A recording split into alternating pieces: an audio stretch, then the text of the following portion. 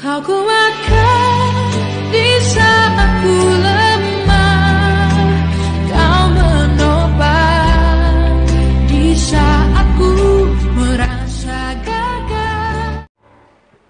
Bapak Ibu Saudara-saudara, mari kita berdoa untuk pemberitaan firman Tuhan. Mari berdoa.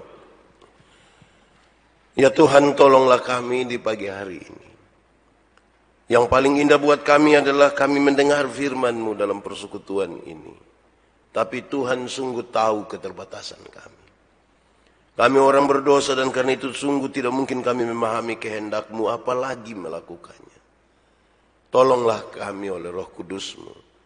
Biar hari ini kami diberi kekuatan dan kemampuan untuk mengerti kehendak-Mu dan lebih daripada itu kami dimampukan untuk menjadi pelaku-pelaku firman. Tuhan, jauhkan semua penggoda pencobaan. Biar dalam damai-Mu kami belajar firman Tuhan. Terima kasih Tuhan, kami rindu pada firman-Mu. Berfirmanlah bagi kami Tuhan. Di dalam nama Yesus, firman yang hidup itu kami berdoa.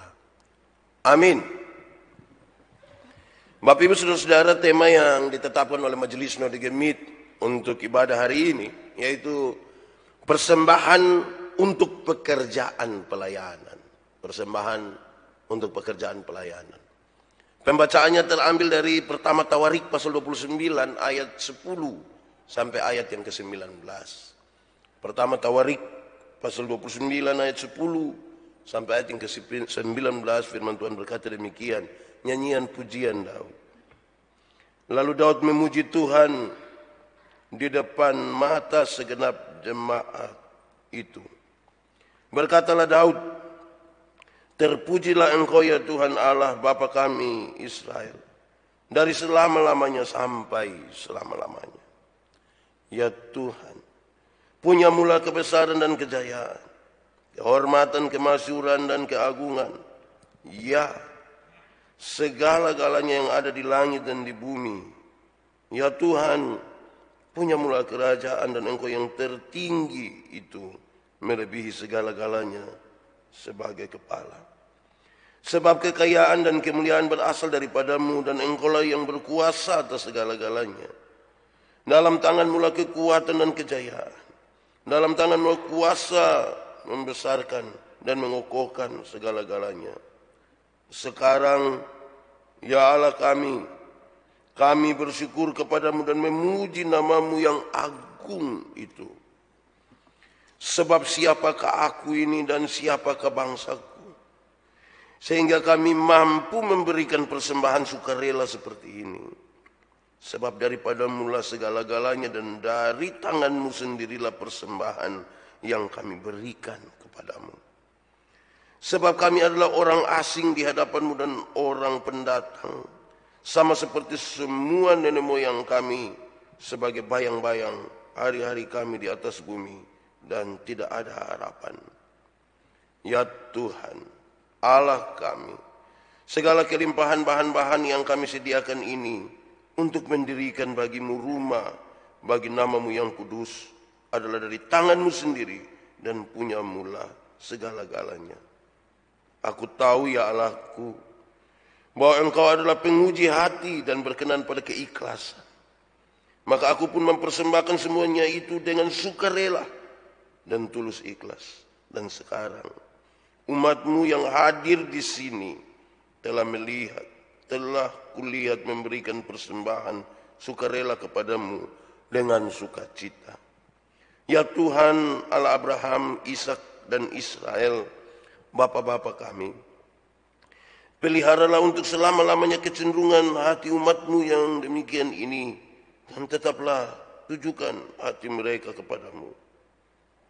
Dan kepada Salomo anakku, berikanlah hati yang tulus, sehingga ia berpegang pada segala perintah-Mu dan peringatan-Mu dan ketetapan-Mu, melakukan segala-galanya dan mendirikan bait yang dipersiapkannya telah kulakukan.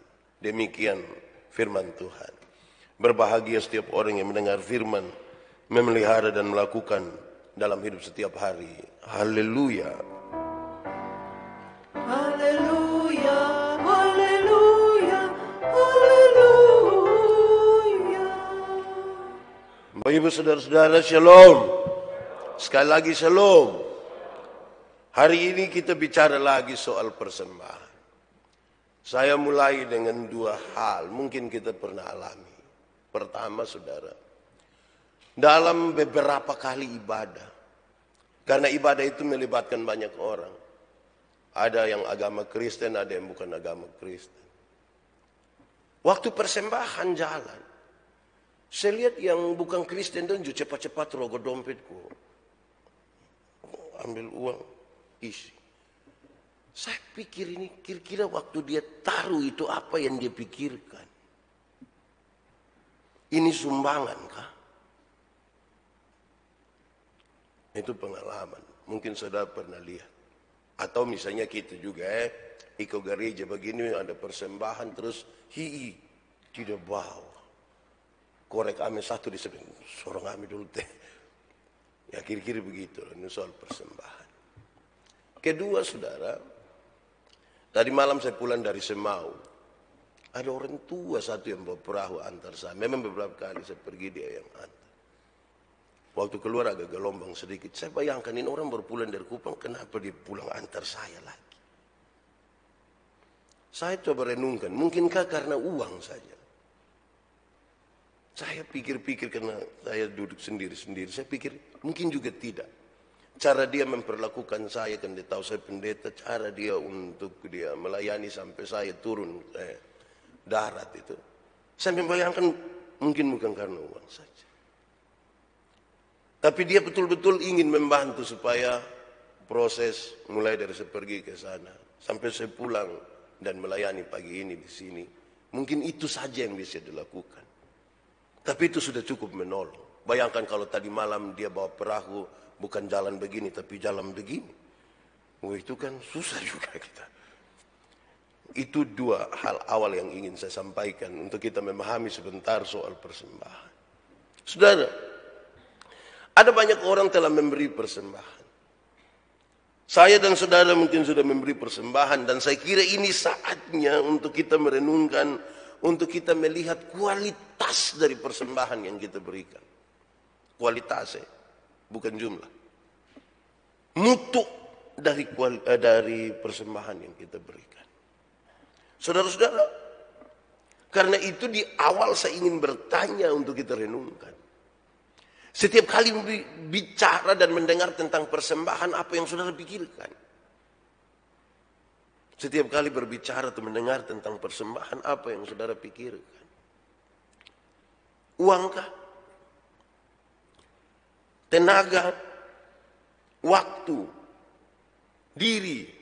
Atau apa saja yang saudara pikirkan tentang persembahan? Saudara-saudara, kita lihat dulu artinya. Pertama, arti tentang persembahan. Berulang-ulang kali saudara dengar dari apa yang saya katakan. Persembahan itu kata dasarnya sembah, bukan sumbang. Tuhan pemilik dan kepala gereja terlalu kaya. Sehingga tidak ada satu orang pun bisa sumbang bagi Tuhan. Ini sebuah persembahan. Kata dasarnya sembah. Kita datang kepada Tuhan. Dalam penyembahan itu, maka kita bawa sesuatu. Tanda sembah. Bukan sumbang. Dalam gereja kita mengenal ada persembahan syukur, diakonia, nasah, persepuluhan. Kira-kira begitu. Untuk persembahan. Yang kedua tentang pekerjaan pelayanan. Itu tadi arti persembahan. Sekarang arti dari pekerjaan pelayanan. Kamus Besar Bahasa Indonesia mengungkapkan, memberi keterangan bahwa pelayanan itu adalah suatu usaha untuk menolong, menyiapkan atau mengurus apa yang dibutuhkan oleh orang lain. Menolong, mempersiapkan atau mengurus apa yang dibutuhkan oleh orang lain. Jadi bicara tentang pelayanan, itu bicara tentang kita dan pihak lain. Itu menurut kamus lah begitu. Tapi apa kata Alkitab, saudara? Saya ingin merujuk kepada Kolose pasal 3 ayat 17. Kolose pasal 3 ayat 17 bilang begini, dan segala sesuatu yang kamu lakukan dengan perkataan dan perbuatan, lakukanlah semuanya itu dalam nama Tuhan Yesus, sambil mengucap syukur oleh Dia kepada Allah Bapa kita. Segala sesuatu yang kamu katakan dan lakukan, lakukanlah itu dalam nama Tuhan Yesus, dalam ucapan syukur. Itu berarti, saudara, apapun yang kita kerjakan dalam nama Tuhan Yesus, apapun yang kita kerjakan dalam nama Tuhan Yesus, dan dalam ucapan syukur, maka sesungguhnya kita telah melayani Tuhan. Apapun yang kita sudah kerjakan di dalam nama Tuhan Yesus dan dalam ungkapan syukur, sesungguhnya itu kita sudah melayani Tuhan. Itu menarik, saudara, supaya kita tidak usah pisahkan terlalu jauh antara pekerjaan hari-hari dengan pelayanan. Lebih lanjut, saudara-saudara, itu berarti, saudara, karena kita melakukannya di dalam nama Tuhan Yesus, maka di dalamnya sudah harus kita lakukan dengan segenap hati, dan kita lakukan seperti untuk Tuhan. Lakukan dengan segenap hati dan seperti untuk Tuhan. Kolose pasal 3 ayat 23. Apapun lakukanlah dengan segenap hati dan seperti untuk Tuhan. Setelah kita memahami dua hal ini, pengertian persembahan, pengertian dari pelayanan, baru sekarang kita membedakan antara pekerjaan pokok, pekerjaan setiap hari untuk mendapatkan uang dan sebagainya, dan memberi persembahan sebagai ungkapan syukur kita kepada Tuhan. Kita bedakan, pekerjaan tiap hari untuk mendapatkan nafkah, dan memberi sebagai ungkapan syukur kita kepada Tuhan. Kepada kita diberi kesempatan untuk merenungkan pembacaan ini. Saudara-saudara, konteks dari pembacaan ini adalah persembahan untuk pembangunan bait suci. Memang Daud menggagas, tapi nanti di anak Salomo yang bangun. Konteksnya ada di situ. Persembahan untuk pembangunan bait suci.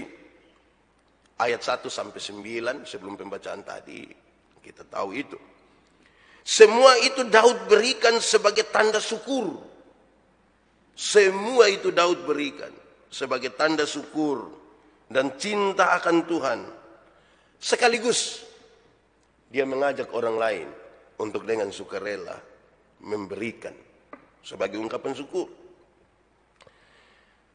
Dari Daud bagi rumah kudus, aku dengan ini memberikan kepada rumah Allahku dari emas dan perak, kepunyaan Daud sendiri. Dirincikan begitu. Emas untuk barang-barang emas, perak untuk barang-barang perak, tembaga untuk barang-barang tembaga, besi untuk barang-barang besi, dan kayu untuk barang-barang kayu, batu permata, soham dan permata tatahan, batu hitam dan batu permata yang berwarna-warna, dan segala macam batu mahal-mahal yang sangat banyak. Pualam yang diberikan oleh Daud. 3.000 talenta emas dan emas Ofir. 3.000 talenta. 1 talenta itu kira-kira 34 kilogram. Ya, potong kali, kalau kali 3.000 ke banyak itu. 7.000 talenta perak untuk menyalut dinding ruangan, yakni emas untuk barang-barang emas, dan seterusnya perak untuk menyalutnya.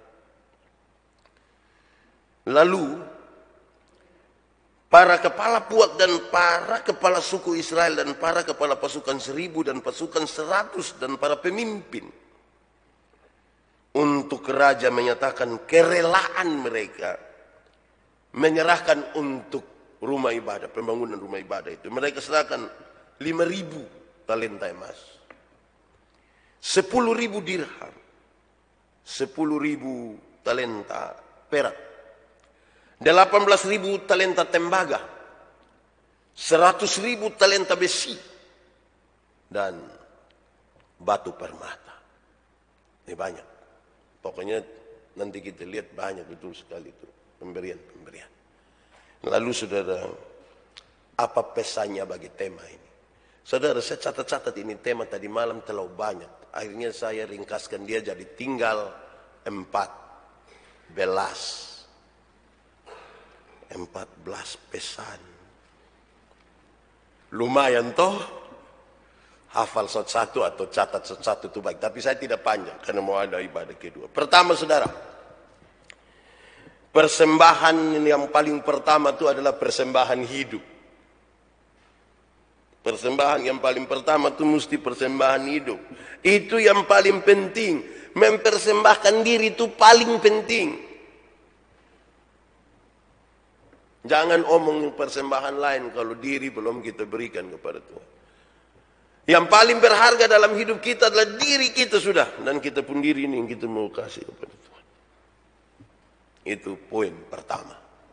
Lagi 13. Poin kedua. Memberi persembahan dari apa yang ada pada kita. Jangan dari apa yang tidak ada pada kita. Yang ada pada kita itu nak kasih. Tidak ada, tidak usah. Jangan ame orang punya bawa datang bikin ke kita pun. Jangan. Yang kita punya itu yang kasih. Bukan soal nilai, bukan soal jumlah. Tapi berikanlah dari apa yang ada padamu. Pembacaan, kalau kita baca dari ayat 1 sampai ayat 19 kita jelas dapat menemukan poin-poin ini. Berikanlah dari apa yang ada padamu. Jangan dari yang bukan ada padamu. Sudah 2. Mulai 12. Ketiga. Berikanlah yang paling baik. Persembahan itu, persembahkanlah yang paling baik. Jangan suruh rusak baru kita kasih. Jangan tunggu ke besok dia kada luar sebelum hari buat cepat-cepat antar. Yang terbaik itu yang kita mau kasih kepada Tuhan. Yang paling baik. Dan kita berikan kepada Tuhan, bukan kepada manusia. Kok kepada manusia saja potong kadang-kadang potong berpikir yang baik dulu potong kasih. Apalagi kita berikan kepada Tuhan. Saya bilang berikan yang terbaik, bukan yang termahal. Terbaik. Jangan sampai yang tidak baik. Keempat, berilah persembahan dengan kemauan atau cinta akan Tuhan. Harus dari kemauan hati dan cinta akan Tuhan. Sebab kalau kita punya hati tidak mau dan tidak akan cinta Tuhan, potong beban.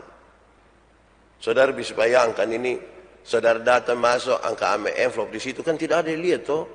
Kita lihat sudah. Jadi harus dari cinta. Saudara bisa bayangkan kalau memberi kepada yang dicintai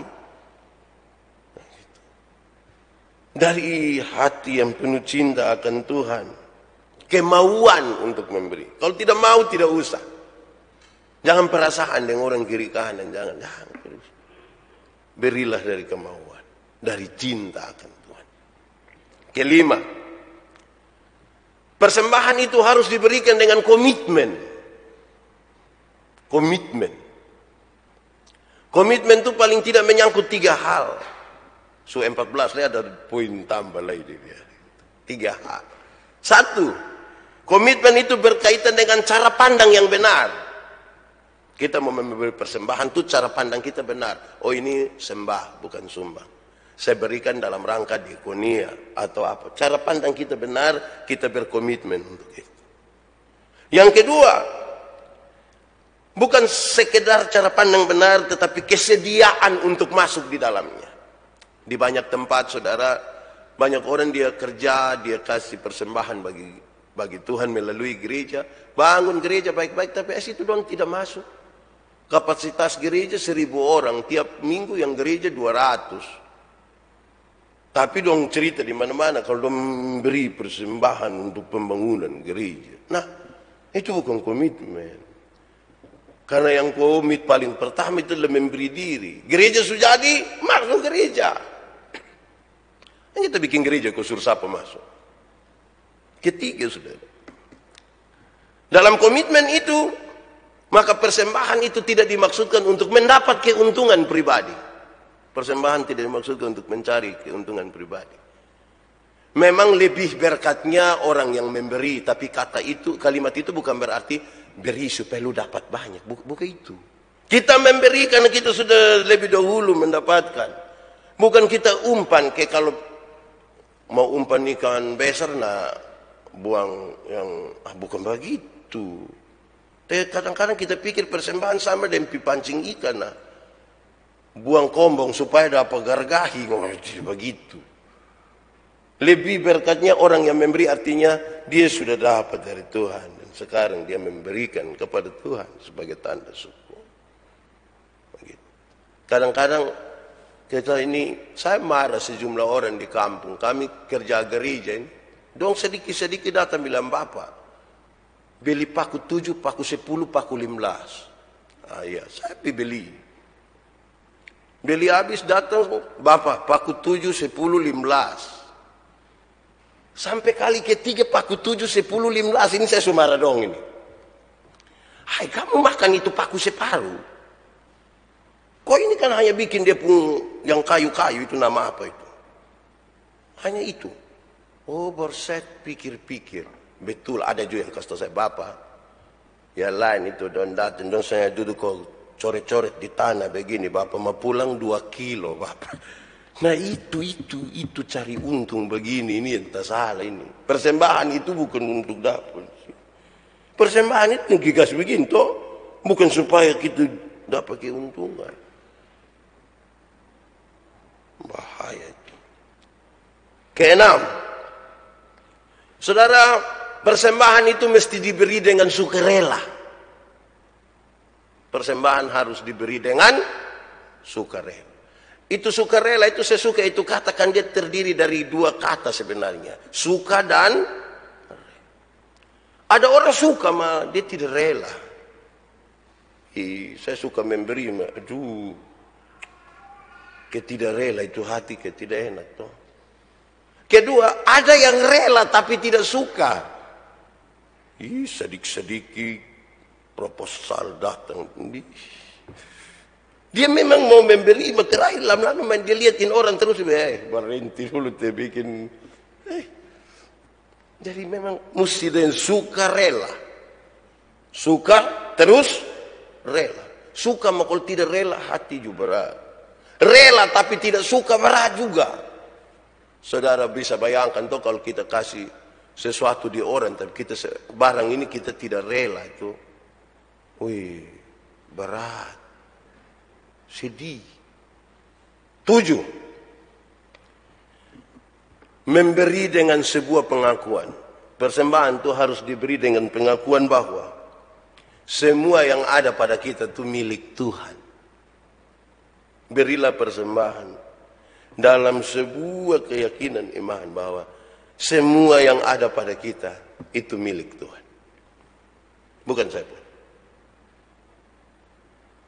Tadi Nats pembimbing bilang begitu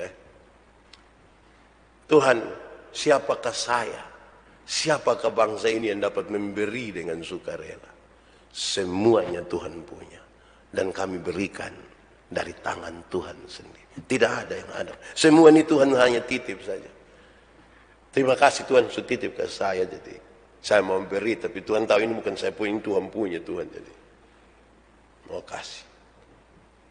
Seberapa itu? 7. 8. Persembahan itu mesti diberikan sekaligus mengambil bagian dalam rencana Allah. Mengambil bagian dalam rencana Allah. Pak Pendeta, apa sih sesungguhnya rencana Allah? Rencana Allah adalah mendatangkan tanda-tanda kerajaan Allah di tengah-tengah dunia. Persembahan mesti kita berikan dengan itu. Sudah ini Tuhan punya, dari yang Tuhan punya ini kita mau berikan supaya tanda-tanda kerajaan Allah itu terjadi di sini. Saudara, saya pakai 1-2 contoh kecil. Di Gemit ini ada yang kita kenal 10%, kita kenal sentralisasi untuk gaji pendeta. Maksudnya apa?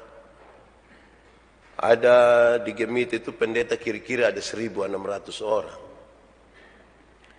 Kerinduan dari banyak jemaat itu adalah bagaimana yang ada di kota yang di persembahan biasa lebih banyak itu bisa membantu itu jemaat-jemaat di kampung yang 12.000, 10.000 dan dapat tiap ibadah. Salah satunya adalah lewat yang tadi 10% dan sentralisasi gaji. Tanpa saudara tahu, yang saudara berikan itu telah membantu mereka yang saudara tidak kenal ada di sana. Melalui sistem dan mekanisme bergereja. Persembahan diakonia yang saudara berikan, tanda-tanda kerajaan Allah itu dinyatakan. Baru kemarin ada yang titip melalui saya karena mereka tahu saya mengurus sejumlah orang difabel. Ada 5 kelompok. Pak Pendeta titip buat orang. Ada jumlah. Itu orang donjo tidak ketahui siapa yang memberi. Donjo tidak tahu itu orang dan siapa. Tapi itu supaya mereka yang susah itu kan ini pertalite sunai lah ini wis. Semua susah habis. Beli apa juga susah. Itu orang dong yang cacat itu mereka juga susah dapat toh. Tapi ada yang titip ini pasal pendiakonia. Kasih saya. Jadi ambil bagian dalam rencana Allah. Amin kok? Sudah 8. 9. Persembahan itu harus diberi dengan hati yang penuh dengan ketulusan. Ini sepertinya berulang, tapi saya ingin menekankan sesuatu yang lain di sini. Karena saya baca teks ini ketika di bagian-bagian akhir dari pembacaan tadi itu disebutkan begini. Daud bilang begini, Tuhan engkau yang menguji hati. Tuhan yang tahu. Manusia melihat dari apa yang kita berikan, tapi Tuhan menguji hati dan Tuhan yang tahu sebuah hati. Tidak mungkin saya tipu Tuhan, tidak mungkin Tuhan yang paling tahu. Jadi ini kalau saya bilang saya tulusin tulus. Berarti dalam persembahan itu dia lebih memandang kepada Tuhan dan bukan kepada manusia. Dia lebih memandang pada Tuhan. Hati yang berisi, hati yang tulus kepada Tuhan. Ke-10. Saudara, persembahan yang kita berikan itu harus didapat dari cara yang benar. Ya kita mau beri persembahan ini. Katakanlah persembahan itu adalah uang. Itu uang yang kita dapat itu mesti dapat dari cara yang benar. Supaya bukan pijudi baru habis itu datang kasih persembahan. Itu cara salah. Karena saya bawa materi keliling-keliling ini dong suka tanya saya, Pak bagaimana kalau orang dapat kupon putih baru dia kasih persembahan. Tidak usah kasih. Cara tidak benar. Cara benar itu yang kasih. Usaha Tuhan berkati itu usaha terus itu yang kita kasih. Orang puhak jangan rampas baru bawa datang pi gereja. Dia pitahan sopir, ini untuk pembangunan, cepat. Jangan itu. Tak salah itu. Persembahan yang kita berikan itu harus didapat dengan cara yang benar. Bukan cara yang tidak benar. Tapi kita ini kadang-kadang, saya rasa kita ini punya pengalaman masing-masing. Tapi saya pernah bilang pada saudara ada orang yang dia puan tinggal 10.000 ini terus. Dia berdoa, Tuhan ini uang tinggal 10.000, sini kita makan apa ya? Doa habis, pas keluar ada yang ajak. Kawan, judi kok.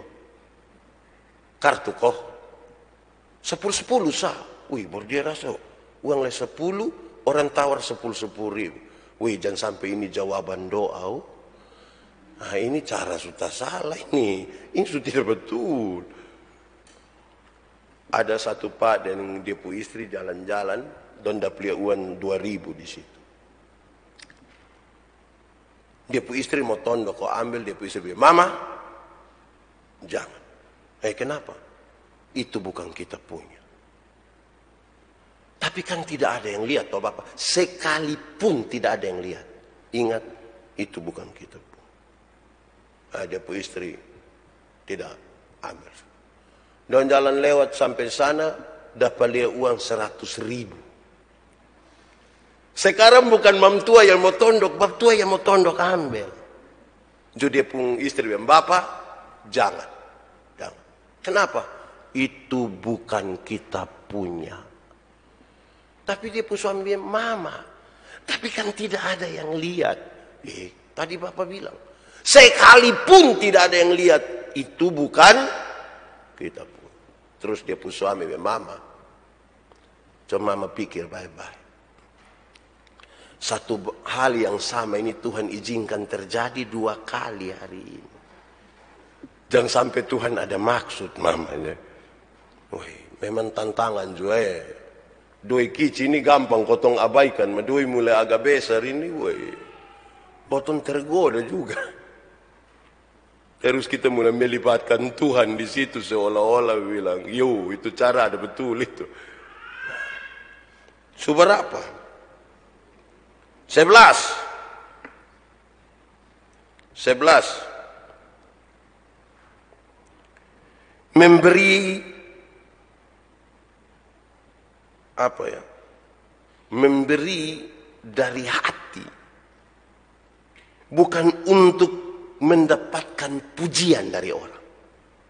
Memberi persembahan itu maaf, dari hati. Dan bukan untuk mendapatkan pujian dari orang. Orang tidak boleh tahu. Tapi untuk orang tidak boleh tahu itu dia pun pengantar di muka sudah jelas toh, beri yang terbaik apa dong. Karena ada orang yang dia pun cara kasih dia pun cara lipat dia pun jari itu sampai begini. Baru isi. Saya bilang, kenapa sampai begitu tertutup? Dia bilang, bapak, tangan kanan memberi, tangan kiri tidak boleh tahu. Oh, tapi saya tahu Lukas berapa. 1.000 itu, makanya tutup begini. 100.000 makanya lu isi begini saya. Jadi memberi tidak untuk orang tahu, tetapinya adalah sudah dengan dia pun hal-hal di atas tadi. Ketulusan yang terbaik, pengakuan bahwa Tuhan punya didapat dari cara yang benar. 12. Persembahan itu harus kita berikan. Pertama-tama dengan memohon supaya Tuhan yang menggerakkan kita. Tuhan yang menggerakkan. Jangan kita yang gerakkan kita pun diri. Jangan. Biar Tuhan yang menggerakkan. Sebab kalau kita yang menggerakkan kita pun diri itu, berat. Tuhan yang mesti menggerakkan. Kalau Tuhan yang menggerakkan, dia tahu cara bagaimana menolong kita. Tahu bagaimana membuat kita tetap berkomitmen untuk itu. Tetap berkomitmen. Itu tantangan banyak, saudara.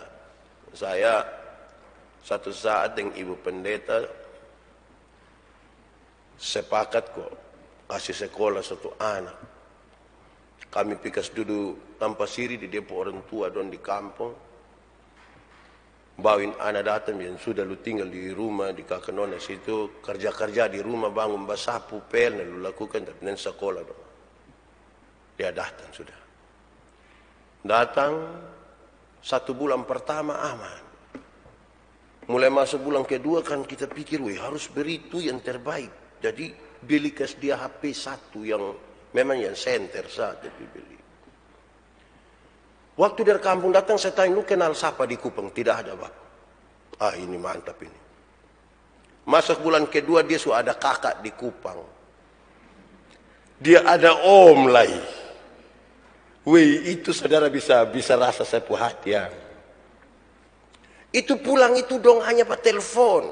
Saat pulang begini, piring kotor ada banyak di situ jadi di Kakanona rumah. Saya lihat dia bertelepon, saya terus naik tangan baju begini cuciin piring dong. Saya kan super komitmen, tidak mau marah. Saya cuci habis nih, saya pun istri lihat dia bapak lebih omong dendong, lebih omong. Saya panggil dia, dua orang sebenarnya, saya panggil dong. Saya bilang begini, Saya pendeta urus ribuan jemaat, mah HP mati juga. Kamu dua ini saya rasa tidak pernah kasih mati HP, bahwa rahasia negara apa yang terlalu. So kasih tahu saya dulu. Ternyata itu kalimat buat dia tersinggung. Pulanglah. Masuk bulan ketiga, izin pulang ke kampung, lihat orang tua. Woi, tahu toh, ini pulang dari keluarga pendeta, mesti bawa kopi sedikit. Itu yang dia sudah tidak kembali. Apakah kami berhenti? Saya bilang, ibu, kita sudah berdoa, sudah berkomitmen. Cari di kampung. Tapi bukan untuk bawa lagi datang di Kupang. Lu di kampung sini, lu mau sekolah di mana, kami sudah berkomitmen dengan Tuhan. Nah, jadi sekolah di situ. Tetap saya ada ibu. Saya cek di depung guruin anak pun pemalas tidak ada dua. Tapi kan kita komitmen. Pas abis, ya dia lulus juga. Abis ibu bilang, papa, berhenti. Ya saudara lihat ya, kalau komitmen kita bangun sendiri itu saudara. Wah susah, karena kita lagi berhadapan dengan orang yang belum tentu pas dan bertumpu. Belum tentu. 13. Memberi persembahan itu, saudara. Memberi persembahan itu tadi kita sudah bicara tentang hati, tentang nilai, bukan nilai, hati, terus kita bicara tentang bukan jumlahnya. Maka sesungguhnya persembahan itu haruslah hati. Saya mau bedakan bagaimana ini hati tulus persembahan diri dengan apa yang saya maksudin. Maksudnya begini, Tuhan itu karena dia melihat kita punya hati, maka mestinya bukan nilainya yang kita perhitungkan, supaya kemudian persembahan itu tidak boleh ada yang banding-banding lah, begitu. Tidak boleh. Kalau saya punya 1 juta rupiah, saya memberi 100.000 dari segi nilai. Lebih besar dari orang yang punya 50.000 dan dia hanya memberi 5.000. Dari segi nilai itu 100.000 lebih besar. Tetapi bukan itu yang menjadi catatan nilainya. Supaya orang tidak boleh membandingkan. Tidak boleh. Itu janda yang memberi 2. Itu dia beri dari apa yang ada padanya dan semua yang ada padanya. Ada yang mungkin bisa beri lebih, tapi bukan dari ketulusan hati yang sempurna untuk itu. Terakhir, 14. Bapak Ibu Saudara-saudara, persembahan itu kita bawa kepada Tuhan. Itu yang paling penting. Dibawa kepada Tuhan. Sebenarnya ini sudah ada di ujung-ujung yang ketemu, tapi saya mau kasih tahu. Ini bukan, walaupun tujuan kita diakonia, walaupun tujuan kita apa-apa, tapi yang kita bawa itu, kita mau bawa kepada Tuhan. Beda ya kalau saudara dan saya bawa kepada manusia dan kita bawa kepada Tuhan. Itu dua hal yang beda sekali. Kalau bawa kepada Tuhan, kita bisa menjaga dengan baik. Karena itu saudara, saya sarankan datang ke gereja mau kasih persembahan tuh, lebih baik pulang hari Minggu begini, angka bawa memang ini apa?